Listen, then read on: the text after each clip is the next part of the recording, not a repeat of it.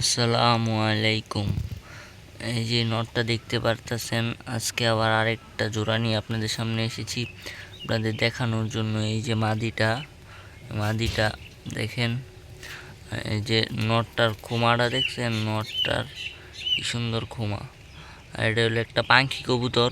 ওর এখন তো ভাইব্রেশন করতেছে না, যে শুনি ভাইব্রেশন করে আমার এই খাঁচা মাচা পুরো কাঁপায়, ওই একলাই কাঁপায়।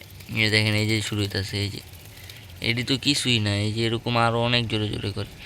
ওর রেজাল্ট সম্পর্কে আপনারা কিছু বলবেন, ওর আমি কত দূরে ছাড়তে পারমু কি না পারমু এটা আপনার একটু বললেন। ওর বাচ্চা কাচ্চা কয় কিলো ছাড়তে পারমু এটা আপনার একটু বললেন। হ্যাঁ, এই জোড়াটা কেমন হয়েছে আপনারা আমাকে একটু জানাবেন।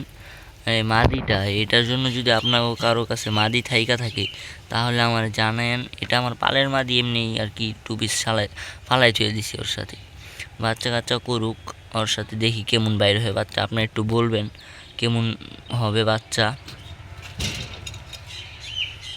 নরের খোমাটা দেখছেন, 100 খোমা দেখলি মেনছে ডরাইব, মারাত্মক খোমা।